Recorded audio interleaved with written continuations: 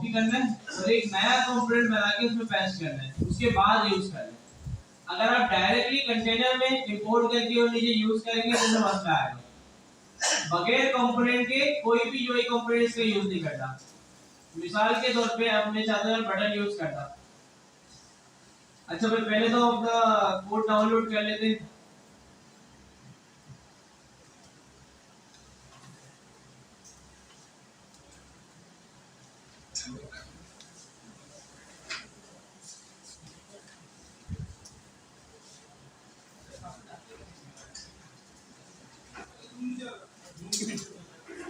हिंदी चल रहा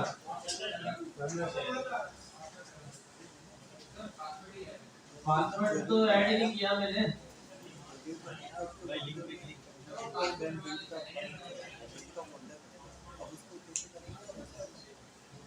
वाले का आ गया तो उसका देख लो।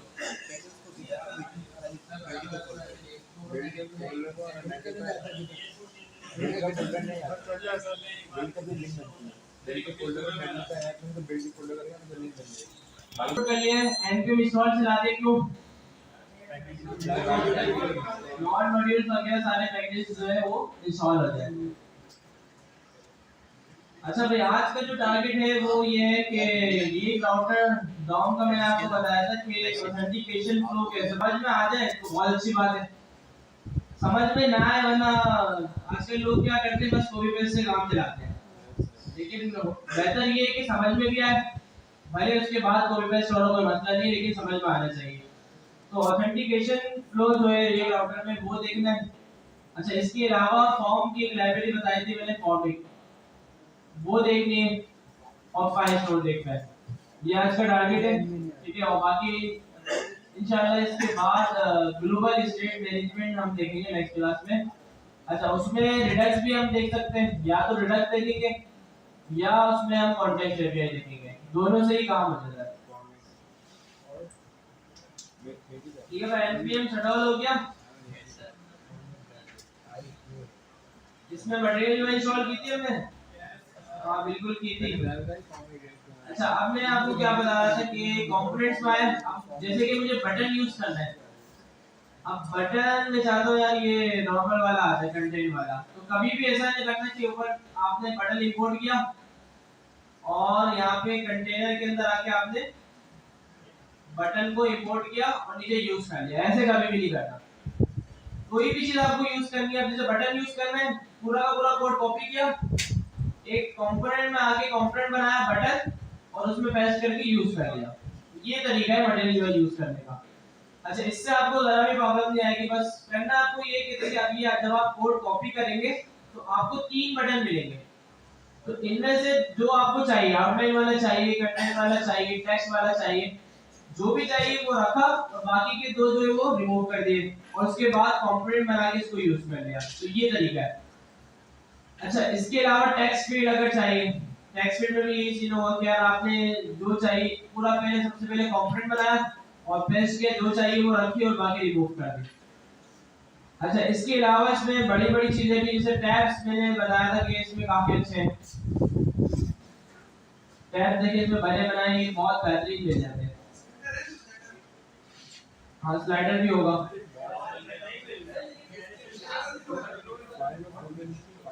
कोई ऐसा कंपोनेंट जिसमें ग्लासेस हो, लैब बार में है, ऐप बार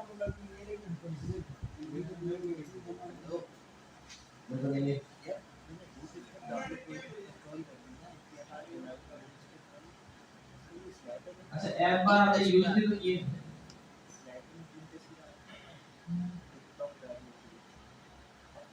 अच्छा एक तो देखिए मटेरियल यूआई जो अपनी स्टाइलिंग दे रही है ना, तो प्रेफर यही कंफर्म है कि भाई वही यूज करें जो उसकी अपनी स्टाइलिंग है, यूज स्टाइल वगैरह करके जो भी दिया है। लेकिन इसमें हम अपने क्लास देके भी यूज कर सकते हैं। ऐसा नहीं है कि हम इस पे स्टॉप होगा कि मटेरियल यूआई ने अपनी स्टाइलिंग दी भी तो वही करे। इसमें हम अपना क्लास नेम देके और उसको भी स्टाइलिंग दे सकते हैं। अच्छा इसके अलावा एक और तरीका हम यूज कर सकते हैं इसमें, ये भी सही रहता है, कोई मसला नहीं आता। डॉक्यूमेंट से मिलती है। अच्छा ये भी एक तरीका है लेकिन ये अच्छा और इनवैलिड की है, अच्छा मैंने फाइबर्स की जो कीज है वो डिलीट की गई।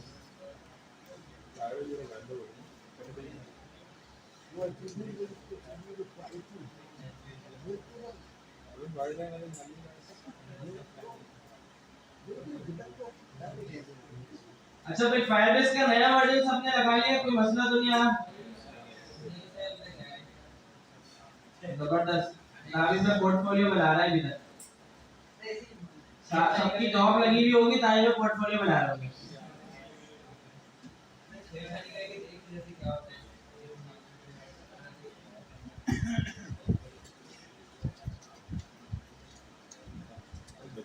सही भाई। अच्छा एक क्या तरीका मैं बता रहा था, जैसे ये ऐप बार लगी हुई है, इसी में मैंने इंस्पेक्ट करा, मैंने इसकी यहाँ से क्लास देखी क्या है, ठीक है भाई सलाम।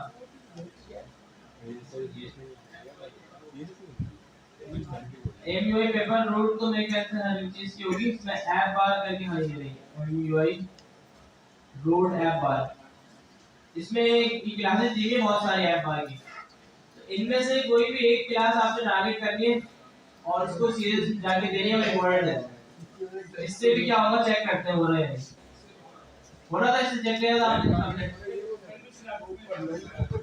मैं यहाँ पे आया ऐप बार, मैंने सीरीज बनाई थी, सीरीज नहीं बनी हुई सीरीज बनाते थे, फोल्डर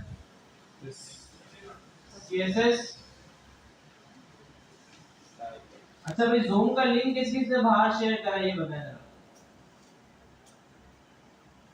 किसी को भी नहीं दिया? अभी कॉल आई थी ना काशन, कौन उनका दोस्त, कोई भी नहीं है? तो बोला यार कि सर मैं अपने दोस्त से ले लेता हूँ, कौन है? चलो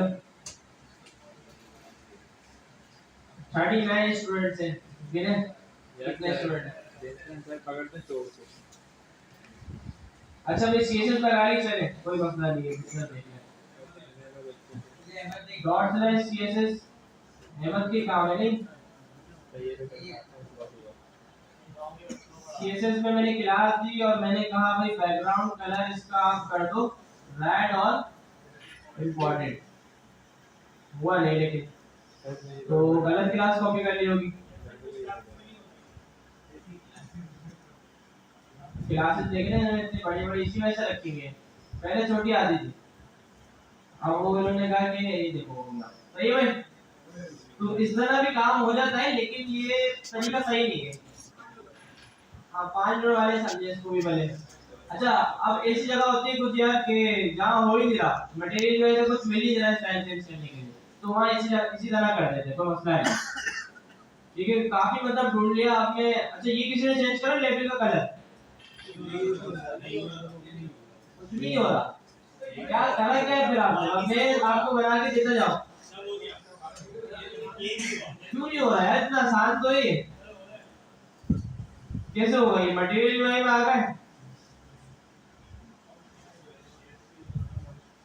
टेक्स्ट फील्ड में आ गए, थोड़ा सा आप नीचे आएंगे स्टाइल हुई भी आपको मिलेगी, ये एरर है इसका।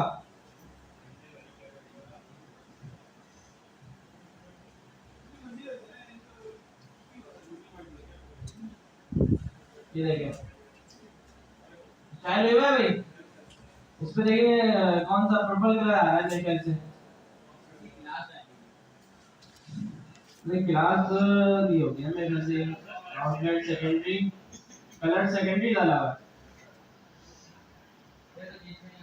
कस्टमाइजेशन स्मार्ट कस्टमाइजेशन में आ गया, ये आगे देखो colour green, border bottom colour green, ठीक है सारी स्टाइलिंग आई हुई है। अभी लगेगी किस तरह, सीएसएस टेक्स्ट फील्ड दी हुई, अच्छा किस बारी में लगाया भाई ग्रीन है, और ये कस्टम सीएसएस और सीएसएस वेरिएशन स्टाइल, ठीक है इस पे आ गया सीएसएस वेरिएशन टेक्स्ट फील्ड, अलग से देखिए पूरा कंपोनेंट बनाया है, variation text field style text field, अभी देखिए ये पूरा आप कॉपी करेंगे और टेक्स्ट फील्ड की जगह इसको यूज कर लेंगे देखते करके, अब जैसे हमारे पास ये एक तो जूम की जो ऊपर बार है ना, ये बड़ा अच्छा नहीं है।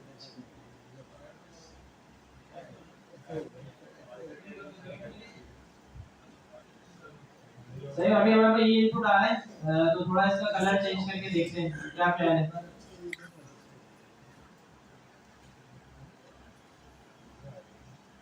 मैंने ये पूरा कॉपी किया और मैं आ गया इनपुट में, पेस्ट किया।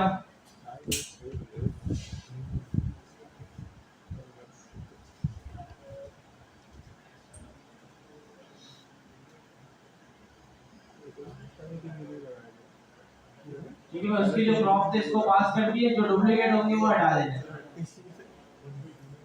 ठीक है भाई, डुप्लीकेट मैंने हटा दिए, जो प्रॉप थे वो मैंने कॉपी कर दिए। चेक करते हैं कुछ फर्क आया या नहीं। स्टाइल इज नॉट डिफाइंड, क्या आया है? स्टाइल पहले इंपोर्ट करना पड़ेगा, तो यहाँ पे आप आएंगे, ऊपर देखेंगे तो स्टाइल जो है वो इंपोर्ट होगा ऑलरेडी। ये आपने लगा लिया, अल्फा भी कुछ ना कुछ होगा स्टाइलिंग के लिए।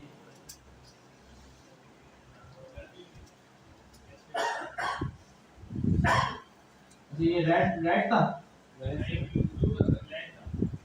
तो शुरू में रेड आ रहा है और उसके बाद चेंज हो रहा।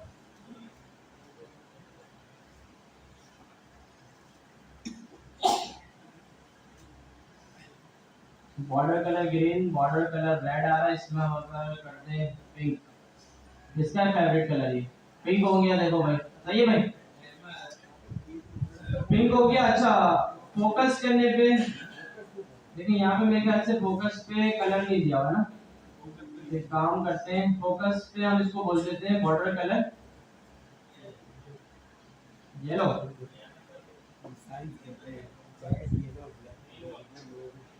नहीं हुआ, input valid focus field set plus field set important, सही है भाई।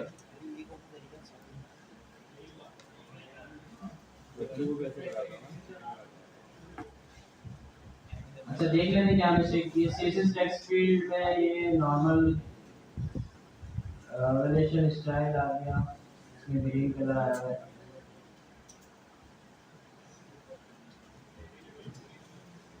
अच्छा, थोड़ा सा देखिए टाइम लगता है, लेकिन कोई इतना ज्यादा मुश्किल नहीं है, हो जाता है। तो टाइम तो लगेगा, इतनी अच्छी चीज अब सारा एक तो बनी बनाई मिल रही है, और बस थोड़ा कलर चेंज करने में वो भी टाइम नहीं देगा।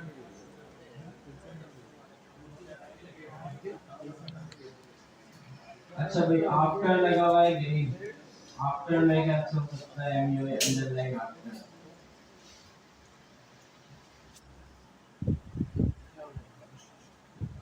सीरियल वेरिएशन स्टाइल, और यही वाला हमने ओपन किया है ना बॉक्स, नीचे वाला तो नहीं कर लिया वैसे, यही वाला है या ये वाला है तो यही वाला। अच्छा भाई, इस पे ये टेक्स्ट फील्ड दी हुई है, इसके अलावा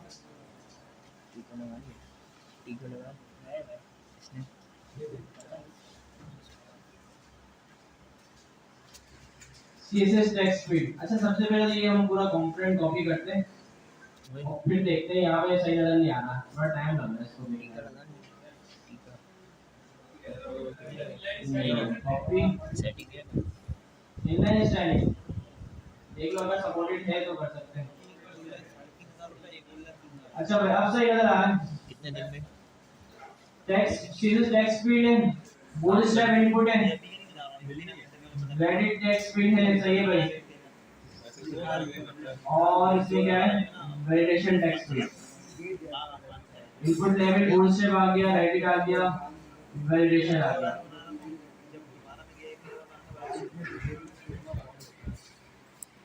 वैलिडेशन में ये किया हुआ है, और यहाँ पे देखते हैं इस पे करना, इसका देखिए यही आ रहा है ना, जब भी तो मसला करना है वैलिडेशन वाले का। हम इसमें लगाते हैं कौन सा?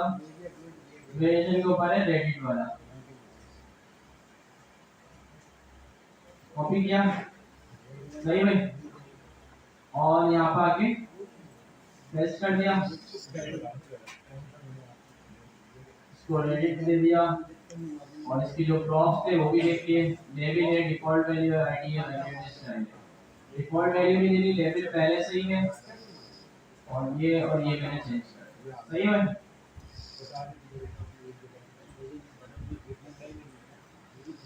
कुछ फर्क नहीं पड़ा।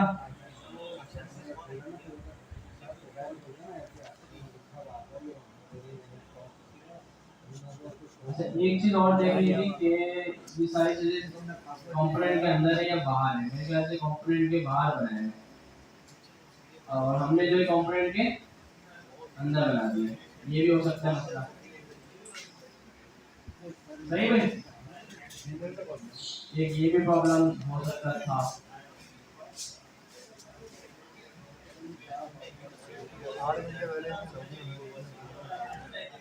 नाम पूछ लेंगे।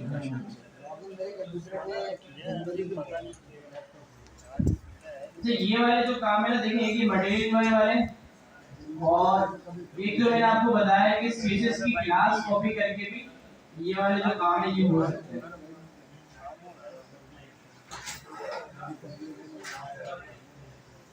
क्लास कॉपी करके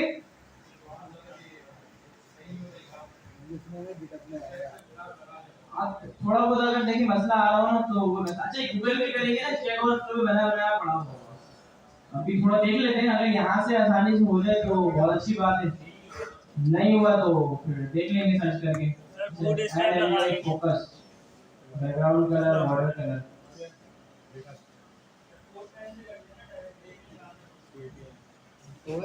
बोर्ड पेन से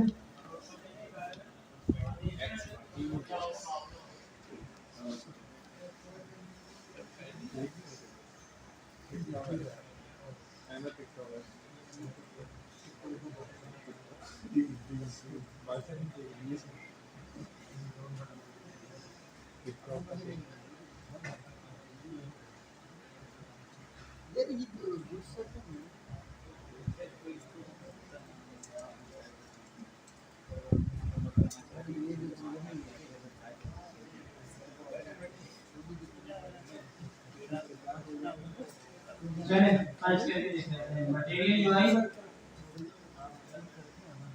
क्या लिखना है? Text field, outline, colour. सही भाई, how to change border colour of material UI text field. अच्छा, इसमें कौन सा वाला देखते हैं आप? चेक लगा होता है, बड़े ज्यादा आंसर नहीं दिए। इसने वहीं पर ही मुझे लग रहा है रिडायरेक्ट कर दिया मटेरियल यूआई के एपीआई पे। ये सही है, आंसर ऐसा दो कि डॉक्यूमेंट में रिडायरेक्ट कर दो डायरेक्ट। इसमें भी देख मुझे कुछ चीज पड़ी हो सकती है, रूट हो गया, डिसेबल, कलर, सेकेंडरी, अंडरलाइन। देखिए क्लास बता रहा है, अंडरलाइन की क्लास है एमयूआई इनपुट अंडरलाइन, इससे भी आप आगे कर सकते हैं। बहुत बड़ी चीज है। अच्छा, ऊपर वाला आंसर देख लेते हैं,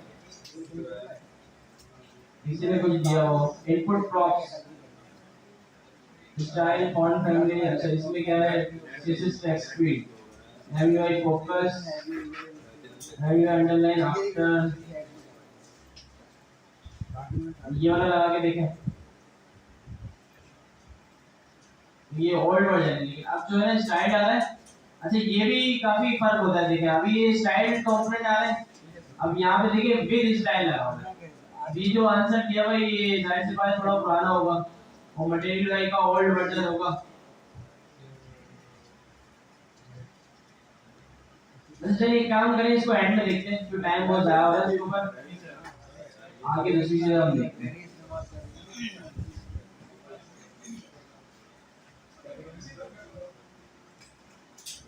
घर पे भी ऐसे तंग कर रहा था, करता है, बस थोड़ा सा देखिए सर्च करना पड़ता है, टाइम लगाना पड़ता है, और जब एक दफा हो जाता है ना तो फिर बार बार कॉपी पेस्ट चलता है। सही है भाई। अच्छा, सबसे पहले तो देखिए राउटर देखना था हमें, ऑथेंटिकेशन फ्लो अभी तक कैसे किया था हमने? अभी तक हमने देखे यहाँ पे एक कंडीशन लगाई थी इस ऑथ करके, नजर आ रही इसकी। इस ऑथ मैंने कहा था कि अगर हो, अच्छा ऑथ ये चेक करा रहा है फायरबेस से आ रहा है ऑन और स्टेट चेंज का मेथड, ये आपको पता है क्या करता है। अगर यूजर लॉगिन होता है तो यूजर लाके देता है, अगर यूजर लॉगिन नहीं होता तो नल लाके देता है। तो यहाँ पे हमने कंडीशन लगाई भी, एक अगर यूजर हो तो स्टेट सेट कर दो सेट इज ऑथ ट्रू, सही है। और यहाँ पे हमने वैलिडेशन लगाई है, टर्नरी ऑपरेटर यूज किया है कि अगर इज ऑथ ट्रू हो तो ये वाले राउंड्स दिखाए और अगर फॉल्स हो तो ये वाले दिखाए। लेकिन इसमें मसला ये आ रहा था, इसमें रिडायरेक्शन नहीं हो रही थी, ठीक है। काम चलाने के लिए तरीका सही है, हाँ हो जाता है, काम चलाने के लिए तरीका सही है, लेकिन इसका सही तरीका क्या है वो हम थोड़ा आज देखेंगे। टर्नरी ऑपरेटर डालो जी, बोलो बोलो। बाहर नहीं रख सकते, बाहर यूज इफेक्ट के अंदर रखेंगे तो बेस्ट है ना। अगर बाहर रखेंगे तो अभी वही हम देख रहे हैं तरीका ना, अब इसका क्या सही तरीका है जिससे ये सारी चीजें चलेंगी। अच्छा अब देखिए मैंने नॉर्मल राउट बना दिए, ठीक है, और कुछ नहीं है। सिंपल मैंने स्लैश पे लॉगिन रखा हुआ है, साइन अप पे साइन अप रखा हुआ है, स्लैश प्रोफाइल पे प्रोफाइल रखा हुआ है, सही है, चल भी इस तरह है। अगर हम रजिस्टर देखें रजिस्टर भी आ रहा है, अगर हम प्रोफाइल देखें तो प्रोफाइल भी आ रहा है, ठीक है भाई, कोई मसला नहीं आ रहा। अच्छा अब स्टेटस हमें कैसे पता चल रहा है, इस ऑथ से पता चल जाएगा कि भाई यूजर लॉग्ड इन है या नहीं है। अगर मैं इसको कंसोल करा के देखूं, console.log इस यूजर, तो ये स्टेटस बता देगा कि भाई यूजर लॉगिन है या नहीं, फॉल्स आ रहा है। अच्छा लॉगिन कर लेते भाई, मैंने अकाउंट बनाया हुआ था, लॉगिन करा, ठीक है भाई, अभी और क्या आ रहा है, ट्रू आ रहा है, ठीक है भाई, ट्रू आ रहा है क्योंकि आपको यूजर जो है वो लॉग इन हो चुका है, ठीक है भाई। अच्छा सबसे पहले तो लॉग आउट बना लेंगे ताकि दोनों चीजें देखें, लॉग आउट हो जाए तो फिर क्या नजर आए, लॉग इन हो तो क्या नजर आए। तो सबसे पहले ऐप बार में इसी पे लगा दूं, कंपोनेंट में आ गया, ऐप बार में आ गया, यहाँ पे ऑप्शंस आ रहे थे प्रोफाइल, और नीचे वाले को मैं कर देता हूँ लॉग आउट, सही भाई। और इस पे हैंडल क्लोज लगा के अपना एक फंक्शन बनाओ, इस फंक्शन पे फायरबेस से लॉग आउट करवाना है मुझे, ठीक है भाई। तो इंपोर्ट करना पड़ेगा मुझे फायरबेस, सबसे पहले तो मुझे लॉग आउट वाला फंक्शन क्या था वो इंपोर्ट करना पड़ेगा। जिस तरह मैंने create user with email and password, sign user sign with email and password, on off state change करा हुआ है, इसी तरह में साइन आउट का एच छोटा था, ये आ गया, ठीक है भाई। साइन आउट कर दिया और इसको हम ऐप बार में इंपोर्ट करा लेंगे, मैंने कहा import sign out from double dot slash config firebase. अच्छा मैं कह रहा सब में जब हमने ऑथ भेजा है तो इसमें भी भेजना पड़ेगा, सही भाई। अच्छा अब यहाँ पे ऑथ में इंपोर्ट कर रहा हूँ और स्टेट का नाम भी ऑथ है, तो यहाँ पे मसला आ सकता है, ठीक है, लीग में यहाँ पे मसला हो सकता है, तो क्या करें, स्टेट का नाम चेंज कर देंगे, इसका नाम मैं रख रहा हूँ इज ऑथ और सेट इज ऑथ, सही है भाई। अच्छा बाकी सब चीजों की अभी हमें जरूरत भी नहीं है, अगर हम हटा दें, हैंडल चेंज लगा हुआ था, हैंडल वैल्यू लगा हुआ था, चले वाले लगे रहते हैं। साइन आउट का फंक्शन आ गया, लॉग आउट के फंक्शन में आके मैंने कहा भाई साइन आउट, ठीक है भाई। साइन आउट में मैंने ऑथ पास कर दिया, मेरे ख्याल से ऐसे ही होगा क्योंकि हमने क्रिएट यूजर में भी ऑथ पास करा है, साइन इन में भी ऑथ पास करा है, तो इसमें भी हमें ऑथ पास करना होगा, देखते हैं भाई, चेक करते हैं। अगर साइड इसका नाम चेंज करा तो इस वजह से मसला आ गया, सही है भाई। रीलोड करा, अभी ट्रू आ रहा है, मैंने लॉग आउट करा, अच्छा अभी कहीं जाएगा नहीं लेकिन रीलोड करके देख लेंगे, कौन सा आ रहा है, लॉग आउट हो गया इसका मतलब। अब ऑथेंटिकेशन फ्लो जो है ये कैसे कंट्रोल होगा, अब हम इसको देखेंगे थोड़ा। अच्छा जिस तरह हमने राउटर देखा, इसलिए राउटर रैप कर देते हैं सारे अपने राउट्स को, स्विच हमने देखा क्या कर रहा है, ठीक है भाई, राउट से क्या करना है, राउट से पूरा एक राउट बनाना है कि पाथ अगर स्लैश हो तो लॉगिन नजर आए, फिर पाथ अगर साइन अप हो तो कंपोनेंट साइन अप नजर आए। तो इसमें तो किसी कोई मसला नहीं। अच्छा, इन्हीं चीजों के साथ साथ एक चीज हमें और मिलती है, रिडायरेक्ट। रिडायरेक्ट एक कंपोनेंट है, ठीक है भाई। अच्छा, रिडायरेक्ट क्या करेगा, अगर ये मैंने देखिए स्लैश दिया हुआ है ना, लॉगिन हटा के मैंने यहाँ पे रिडायरेक्ट लिख दिया, और रिडायरेक्ट में टू का एक प्रॉप होता है, मैंने इसको कहा साइन अप। तो रिडायरेक्ट क्या करेगा, जब भी कोई यूजर स्लैश की रिक्वेस्ट देगा ये उसको ले जाएगा साइन अप के ऊपर। रिडायरेक्ट समझते हैं ना, वेबसाइट में भी होता है, ये आप सियानी के लिए फॉर्म भरने जाते हैं form.siani.com, तो वो भी किसी और वेबसाइट पे आपको ले जाता है, सही है। तो ये रिडायरेक्ट का काम होता है। यहाँ पे रिडायरेक्ट का कंपोनेंट हमें मिला है react router डॉक से।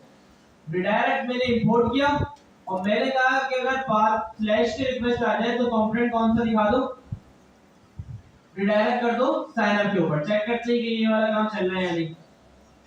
ठीक है, मैंने एंटर करा और क्या मसला आ गया, element type is invalid expected as string for built in component. अच्छा, इसमें एक कंपोनेंट पास करना होगा, तो मैं इसको ऐसे फंक्शन बना देता हूं, सही है भाई। तो मैंने एंटर किया, देखो उस पे जा ही नहीं रहा, सिलेक्ट क्या कर रहा है, जैसे मैं स्लैश के रिक्वेस्ट पे जा रहा हूं साइन अप पे रिडायरेक्ट कर रहा है। साइन अप की जगह प्रोफाइल पे करवा के देखते हैं। अब जैसे मैं स्लैश पे जाऊंगा प्रोफाइल पे ले गया। समझ में आ गया रिडायरेक्ट क्या कर रहा है। पर रिडायरेक्ट एक कंपोनेंट है, ठीक है। ऐसे ये फंक्शन क्यों बना है, क्योंकि ये पूरा कंपोनेंट बन जाए। कभी भी डायरेक्ट इस तरह कंपोनेंट पास नहीं करते, कंपोनेंट बनाने के लिए फंक्शन चाहिए होता है, सही। तो रिडायरेक्ट देने के लिए भी यहाँ पे मैंने एक फंक्शन बनाया और उसके बाद रिडायरेक्ट दिया। अब रिडायरेक्ट क्या काम कर रहा है, जब भी यूजर स्लैश की रिक्वेस्ट देगा वो उसको ले जाएगा प्रोफाइल के ऊपर। अच्छा, ये देखते हुए कोई लॉजिक आपके दिमाग में आ रही हो जिससे हम ऑथेंटिकेशन फ्लो बना सके। अगर यूजर पहले से लॉगिन हो, अच्छा यहाँ पे हम इस तरह का कंडीशन लगा दें